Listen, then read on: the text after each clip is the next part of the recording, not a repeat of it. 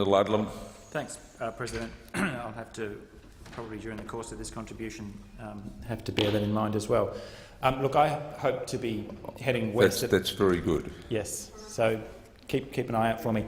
I hope to be heading west at 800 kilometres an hour by the time that the adjournments move tomorrow night, which is obviously the last sitting for the calendar 2013. So I hope you'll forgive me for taking the opportunity tonight to offer up a few reflections on life and work in this place.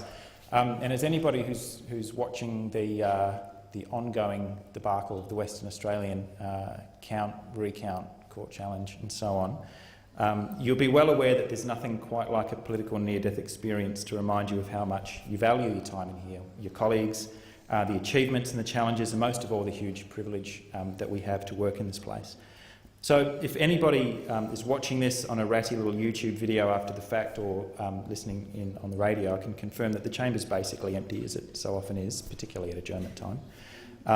And so, of course, my audience tonight is mostly outside this building, with great respect, not the people in here. Particularly people who couldn't be bothered to cast a vote on the 7th of September. Either didn't turn up at all, risked a fine, couldn't be bothered, or showed up and, as our scrutineers got to discover, alarmingly large number of people took the time not to vote but to draw a reasonably detailed rendering of genitalia or make some sort of sweary contribution to their ballot paper. A lot of Australians don't vote. Younger people or people who are simply disillusioned for whatever reason, whether it's the general idea that no matter who you vote for, some politician always seems to get elected, whether you maybe watched and had some affinity with Russell Brand's spectacular rant over not bothering to vote because the whole system is just a waste of time, or if you just are of the view that your vote simply doesn't matter, that it's simply there's no point. This is partly for you. I also should take the opportunity to congratulate my government colleagues for making their way over to those side of benches to commiserate my ALP colleagues, and it's been fascinating to observe the Abbott team, who were so brutally effective in opposition, and hats off to you for it, have turned out to be absolutely hopeless at being the government. It's been absolutely hilarious. You're just not very good at it. And the more practice you get, the worse you seem to become at it. It's extraordinarily entertaining. It's like the kid that accidentally ties his own shoelaces together, stumbling around from debacle to disaster in this series of spasmodic policy lurches that would be hilarious if people's lives weren't being ruined all over the place. We heard quite a bit, even today, earlier on, about a mandate, about respect my mandate from Prime Minister Tony Abbott and various others in the government. I just want to remind, this is one of the most perceptive things that I think has ever come out of Mr Abbott's mouth. He said it on the 1st of December 2009, coincidentally enough on the first day he was in opposition, the leader of the opposition. He said, "Oppositions are not there to get legislation through. Oppositions are there to hold the government to account. And unless we are confident that a piece of legislation is beyond reasonable doubt in the national interest, it is our duty as the opposition to vote it down." Actually quite perceptive, quite an effective rendering of what it means to be an opposition or a crossbench senator in here. I'm not a member of the executive. Your mandate as the executive depends on your ability to weld together a working majority in the House of Representatives and to be able to pass legislation through this parliament. The people who voted for me and the people who voted for the majority of those in this chamber did not vote to have you destroy the effective action that we've managed to pull together on global warming, surely the most significant challenge that confronts our country. They certainly didn't vote for me to just wave through the kind of obscenities that are occurring at the moment in the name of the national interest, depending on various tortured definitions wheeled out by George Brandis. They didn't vote. Order. You need to refer to someone by Thank you, President. You asked me to interrupt you, and I did. I warned you you'd need to keep an eye out. Senator Brandis, our manifestly inadequate Attorney-General, because what we're seeing is the global surveillance industrial complex reeling under a steady drip of revelations as to its inner workings, and these won't stop. I think this is probably just the beginning. And at last the truth is starting to come home here in Australia. The government's formidable foreign policy objective of alienating a different country every single day has been a profound success. with Timor-Leste most recently added to that list. Well done on that.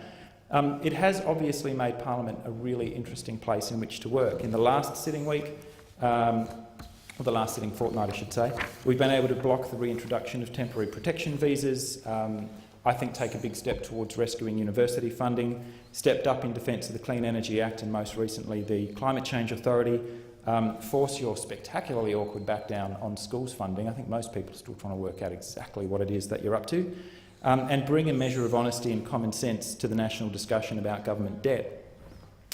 Now, it's said that calm seas don't make good sailors, and I am very pleased to report to this chamber on behalf of colleagues and friends back home that there's a remarkable feeling of determination setting in within the Greens. We've had a big surge of new members, and it's been a delight to see new energy come into our tough and resilient party.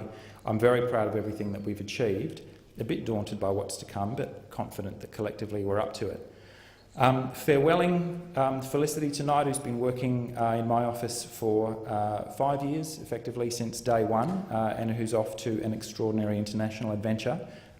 Thanks, Flick, for everything that you've contributed for getting us this far.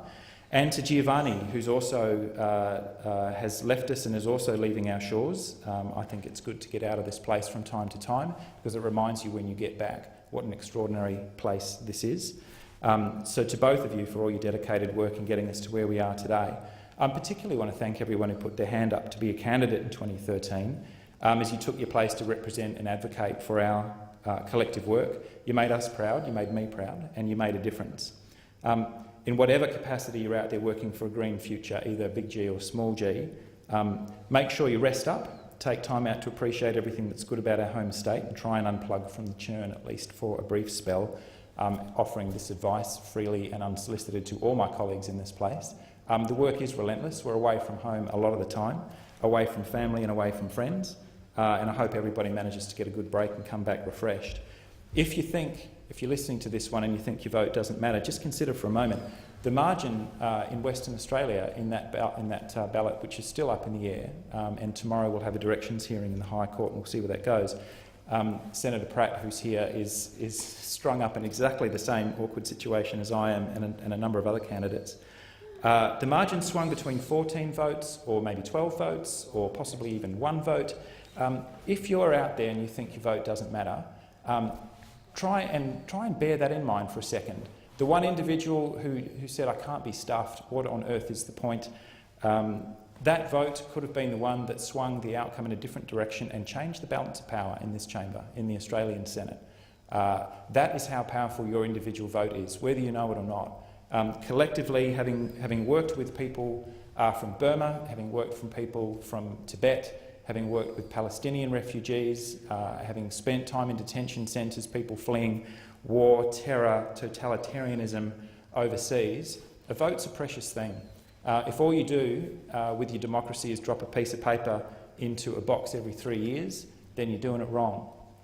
Democracy is obviously about a lot more than that. But at the very least, I'd encourage people to take another look at the shenanigans and the goings-on in this place. Mostly we're people of good heart. Most people show up here, not necessarily in the Greens, but everywhere else in the major parties taking a big pay cut. And most people turn up here to serve, one way or another, our view of what the public and the national interest is. Then it all, sometimes can all go wrong at an institutional level or once you scale up these collective endeavours, but nonetheless, most people show up in here, I think, with goodwill and a willingness to serve. I have very much enjoyed my time here and look forward to many long years with Senator Pratt and with others as we bring the Green agenda and bring it forward. Thanks, Chamber.